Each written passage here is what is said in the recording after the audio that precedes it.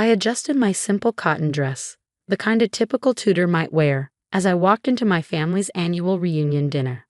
The silk channel suit I'd worn to my board meeting earlier was safely tucked away in my car. Tonight, like every family gathering for the past 8 years, I was just Sophia Kim, the disappointing daughter who taught kids for a living.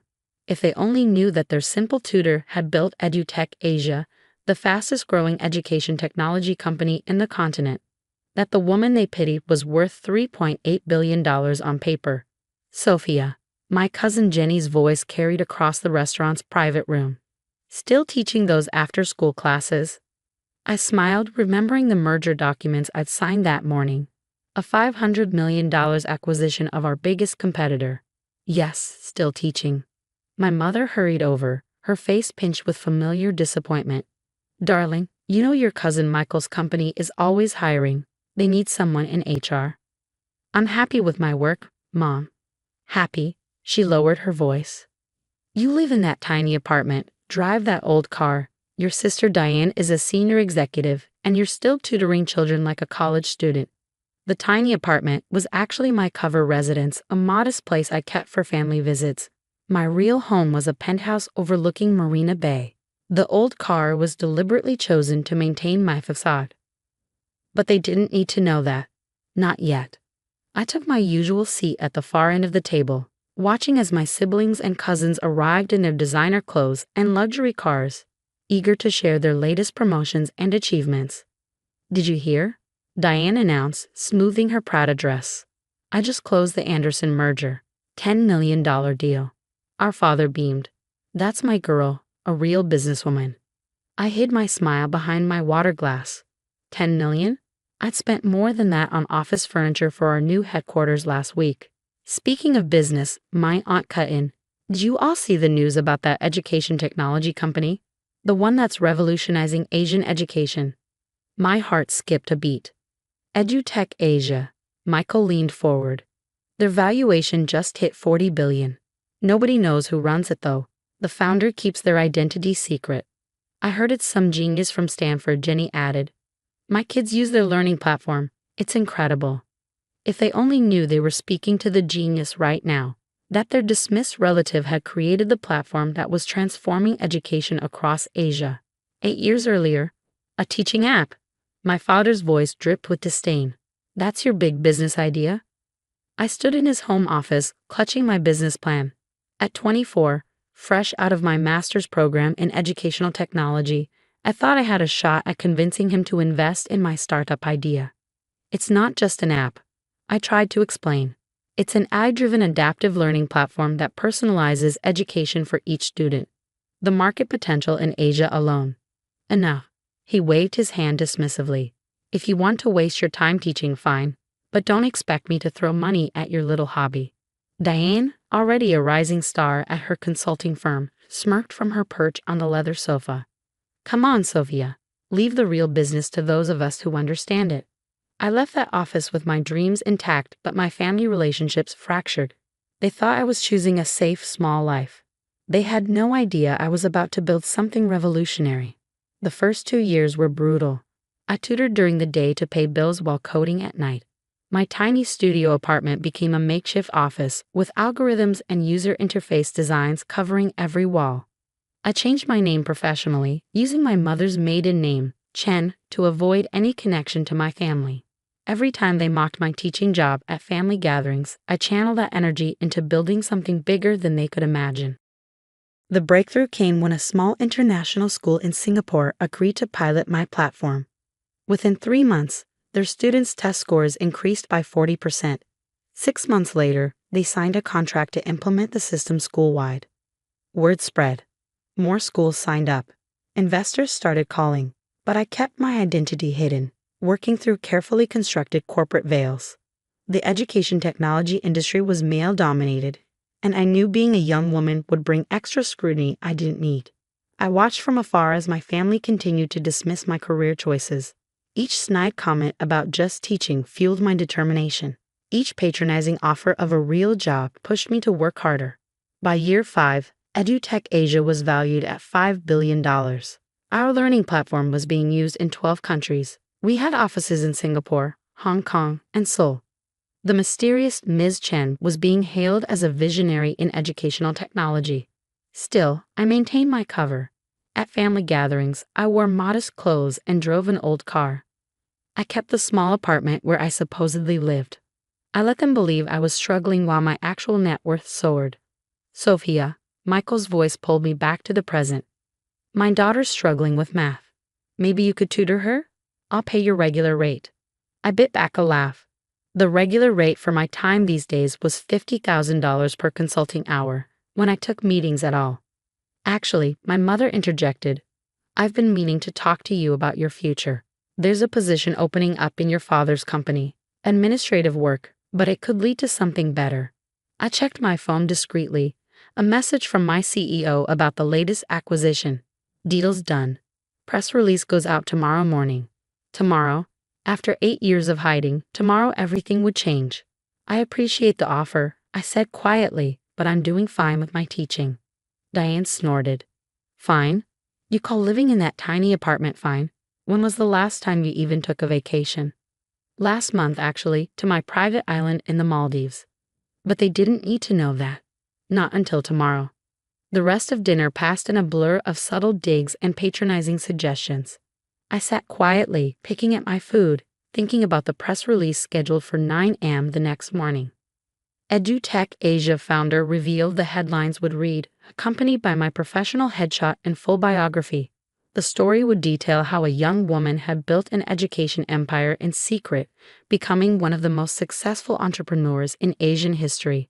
As I drove home in my deliberately modest car, I smiled thinking about tomorrow's family group chat, about their faces when they realized that the just a tutor they'd dismissed for 8 years had built something beyond their wildest dreams.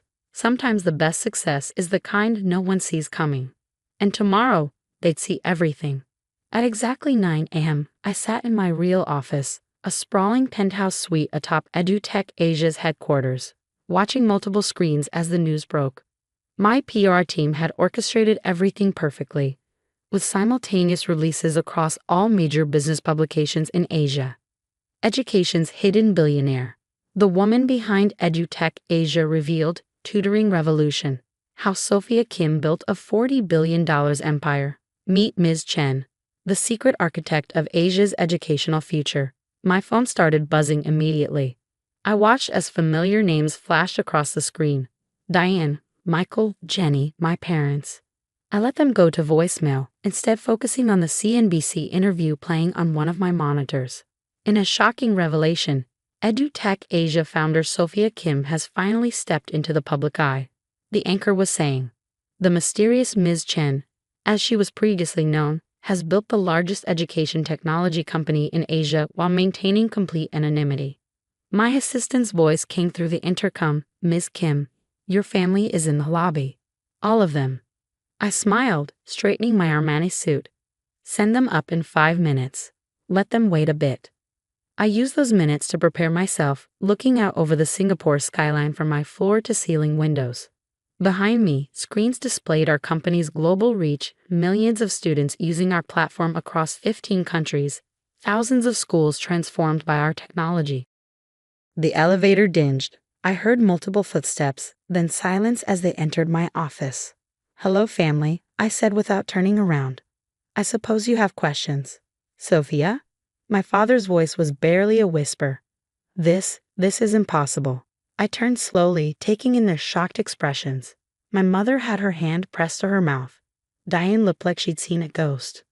Michael was frantically Googling on his phone, probably verifying what he was seeing. Impossible? I raised an eyebrow. Like building a multi-billion-dollar company was impossible, or like succeeding without following your prescribed path was impossible. But you're just a tutor, Jenny stammered. You live in that small apartment. A cover residence, I said, walking to my desk. Just like the old car and the modest clothes at family gatherings. I needed to focus on building something extraordinary without interference or expectations. Why? My mother finally found her voice. Why hide it from us? I sat down in my chair. Italian leather, custom-made, worth more than Michael's car. Would you have understood? 8 years ago, when I tried to explain my vision, what did you all say? My father shifted uncomfortably, remembering his dismissal of my teaching app. You were also certain about what success looked like, I continued. Corporate jobs, traditional career paths, following in familiar footsteps. I chose a different path, and every time you mocked that choice, it just proved I was right to keep this private. But $40 billion? Diane's voice cracked slightly. That's more than your entire consulting firm is worth. I finished for her. Yes, it is. Turns out there's more than one way to build something meaningful. I clicked a remote, and the screens behind me filled with images of our impact. Students in rural villages accessing world-class education through our platform. Test scores improving across entire countries. Literacy rates soaring in areas where we'd implemented our systems. This isn't just about money, I said. We're changing lives, transforming education, creating opportunities for millions of students who never had them before. Why reveal it now? Michael asked, still staring at his phone in disbelief. Because we're going public next month. The IPO is expected to value EduTech Asia at $60 billion. I smiled slightly. Hard to keep that quiet. My father took a step forward. Sophia, we didn't know. No, you didn't. You didn't want to know. It was easier to dismiss me as the family disappointment than to understand what I was building. But now, my mother said quickly, now we can celebrate your success. We should have a family dinner, announce it properly. No, I stood up. I'm not revealing this so you can suddenly take pride in what you spent 8 years mocking. I'm revealing it because it's time for the world to see what's possible when you believe in education and innovation in yourself. Surely you understand, my father tried again. We were just worried about your future. My future? I gestured around the office. I'd say my future is secure. The question is, what's yours? They looked confused. You see, I continued, EduTech Asia just acquired the learning technology division of your company, father. The paperwork was finalized yesterday. You'll be receiving the official notification this afternoon. His face went pale. What? Oh, and Michael? I turned to my cousin. That education startup you've been trying to launch. The one you said would revolutionize tutoring. It's using our patented technology without permission. Our lawyers will be in touch. The room fell silent. Through the windows, I could see our company logo illuminated on buildings across the city. The empire I'd built while they thought I was just giving math lessons. Now, I said, checking my watch, I have a board meeting in 10 minutes. Real business to attend to. Sophia, please, my mother stepped forward. We're still family. Are we? I met her eyes. Was I family when you pushed me to take administrative jobs? When you treated my career choice like a personal failure? When you spent 8 years pitying me at every gathering? Tears filled her eyes. We were wrong. So wrong. Yes, I agreed.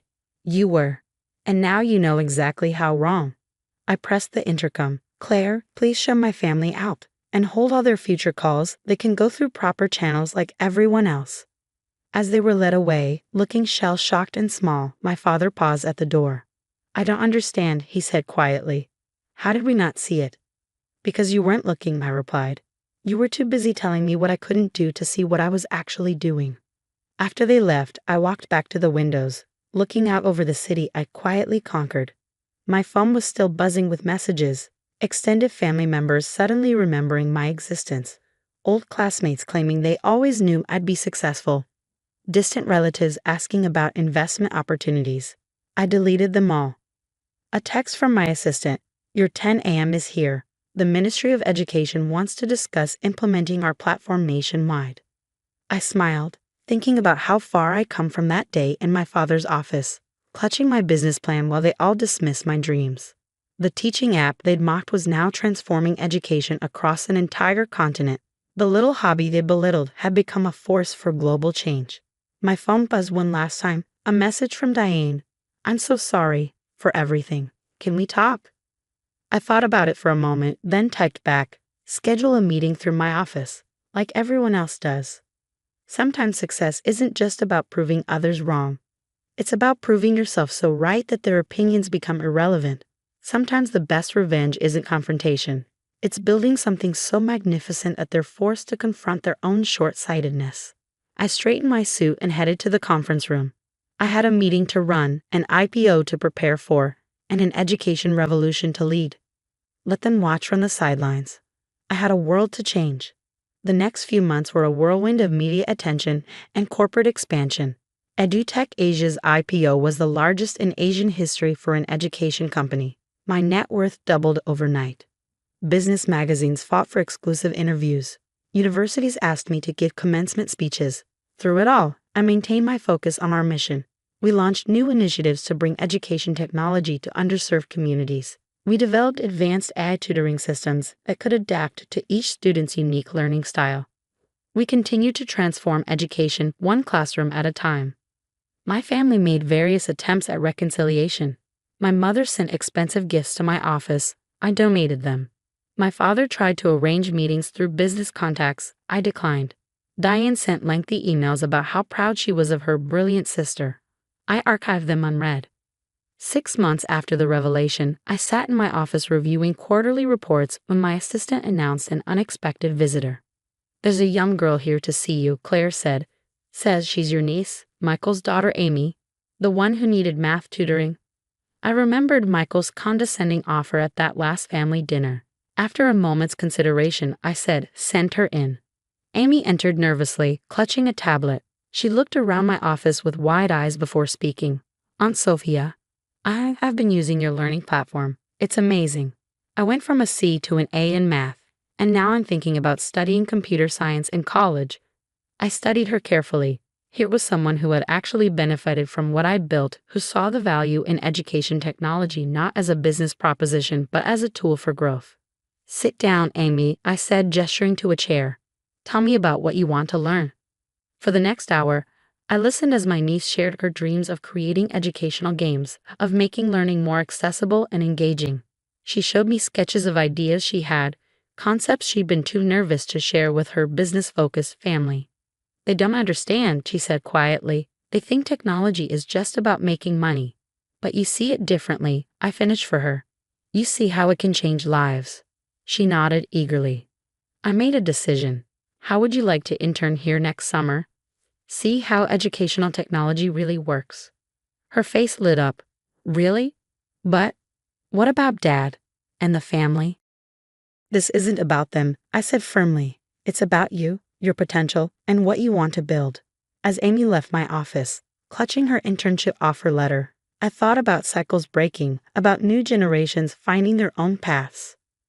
Maybe that was the real victory, not just proving my family wrong, but showing others it was possible to succeed by following their own dreams.